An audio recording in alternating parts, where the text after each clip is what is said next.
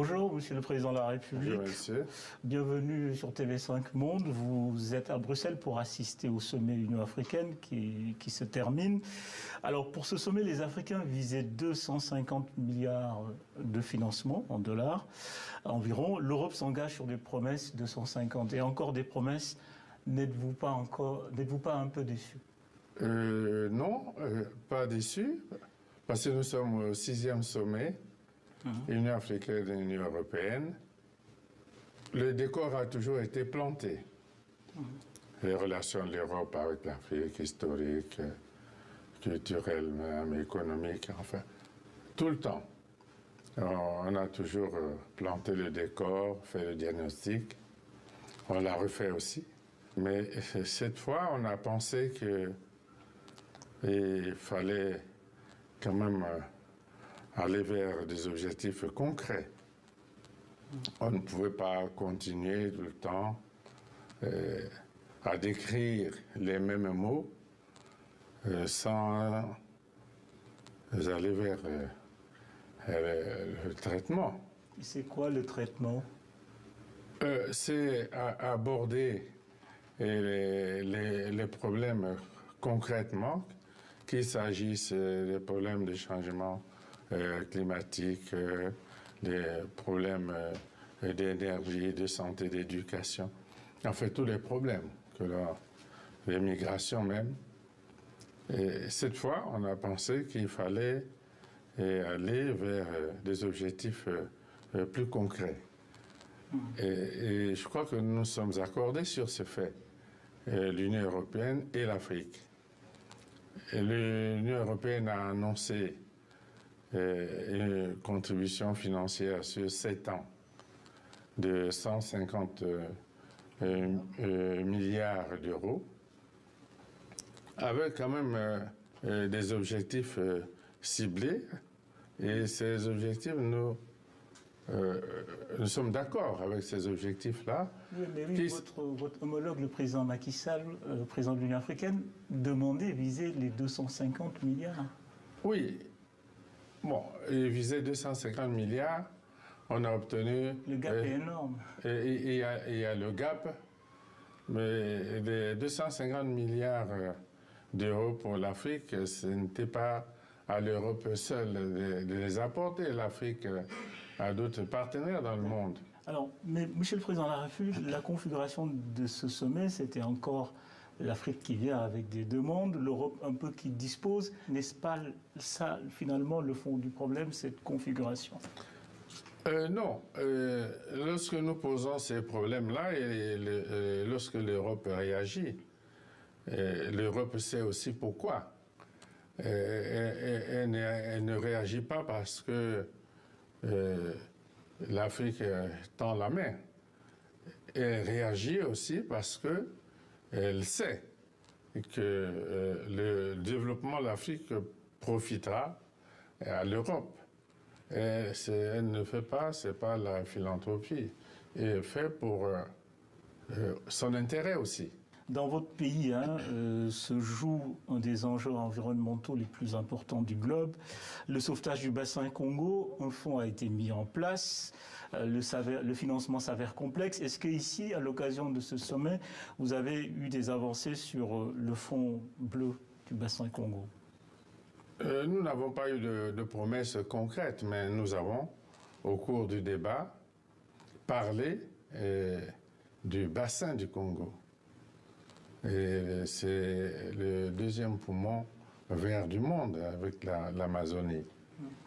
Et c'est 220 millions d'hectares de forêt, les peuples qui vivent dans le bassin du Congo ont droit à un retour parce qu'ils protègent, pas seulement pour les peuples du bassin du Congo, mais pour le monde entier. Mais ici à Bruxelles, qu'est-ce qu'il y a, vu l'enjeu que vous décrivez, qui est énorme, qui est capital, qui dépasse le Congo, qu'est-ce qui a bloqué ici à Bruxelles pour que ça ne soit pas une des priorités en termes de financement au niveau des partenaires africains et européens? Bon, il fallait certainement faire des choix, mais je ne doute pas que l'Europe retienne cette question comme une question importante. Alors, un des thèmes qui s'est invité au sommet, c'est l'instabilité au Sahel. La France se retire du Mali, conséquence d'un coup d'État. On constate une résurgence des coups d'État sur le continent, notamment en Afrique de l'Ouest. Cette vague, ce retour des militaires au pouvoir, vous surprend-il?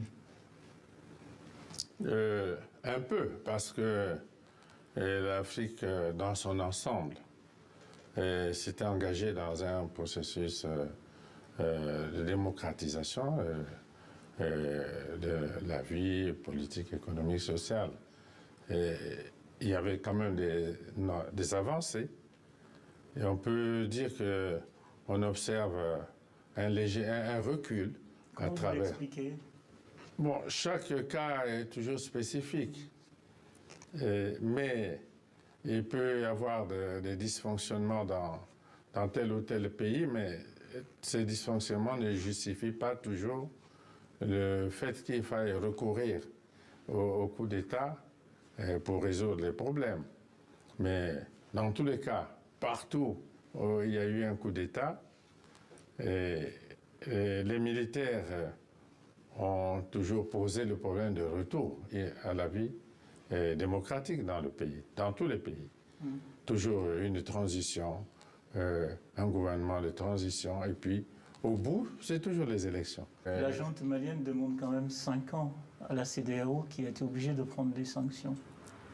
Oui, elle demande 5 ans, mais est-ce que ce sera 5 ans? Je ne suis pas sûr. Ce que nous pouvons proposer, c'est que la junte entre en discussion avec la CEDEAO pour trouver un compromis. Ce ne sera certainement pas 5 ans.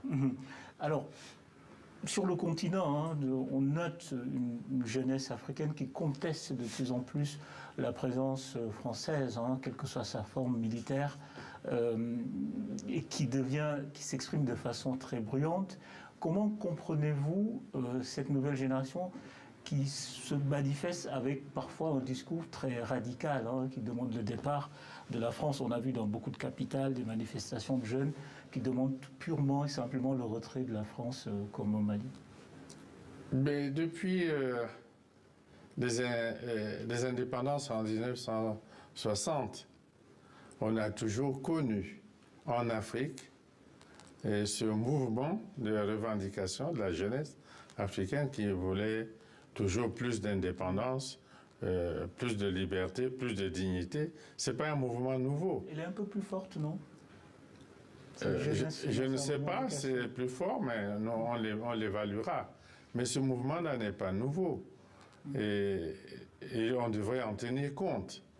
La jeunesse africaine a toujours voulu de l'indépendance véritable de l'Afrique. Monsieur le Président de la République, une question de politique intérieure.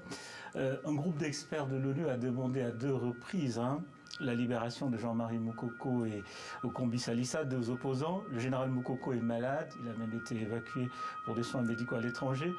Pourquoi une solution politique demande? Pourquoi une solution politique n'est pas possible? Qui a demandé, vous dites? Le groupe d'experts des Nations Unies. Les experts. Ouais. Les experts de l'ONU. De l'ONU. Cette demande ne nous a pas encore été exprimée.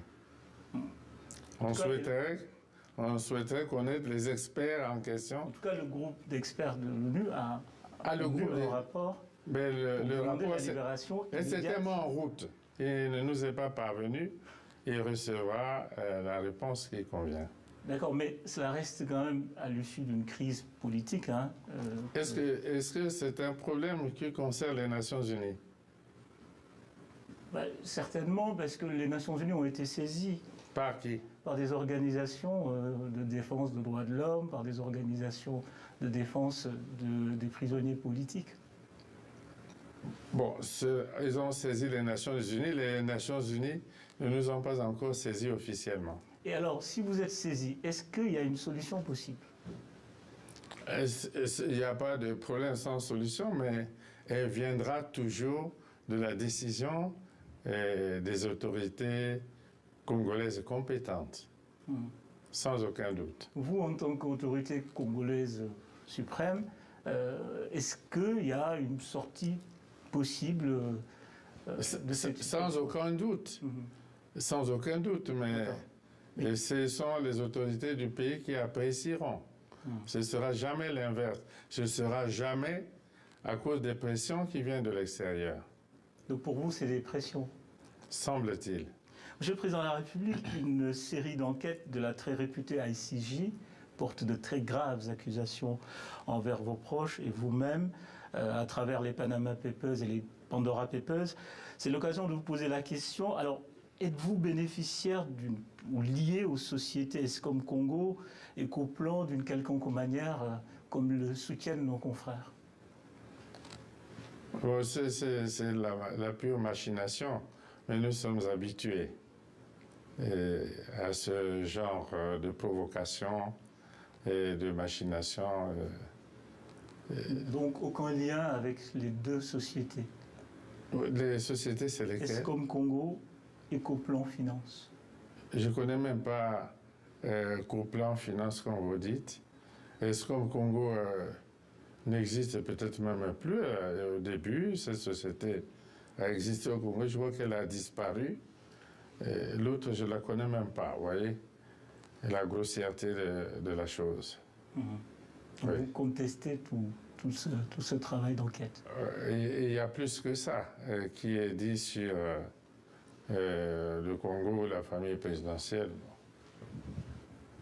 Laissons la terre tourner. Alors, l'exercice du pouvoir est un fardeau lourd. Vous l'exercez depuis 36 ans si on cumule. Est-ce que parfois une certaine usure ne vous habite pas? Il nous est arrivé d'exercer le pouvoir quelques 12-13 ans, une première fois. Puis, les événements nationaux en ont décidé autrement. Et nous nous sommes retirés des affaires d'État dans les conditions, je crois que vous connaissez. Et d'autres événements nous ont permis de revenir aux affaires, je crois, jusqu'aujourd'hui avec le soutien de notre peuple. Nous continuons à le servir jusqu'au jour où le peuple décidera le contraire, comme il a déjà fait une fois, en 91-92. Nous nous plierons. Vous envisagez une sortie, une retraite? C'est Dieu seul là-bas qui sait. Merci, Monsieur le Président de la République. Merci de nous avoir reçus. Merci beaucoup.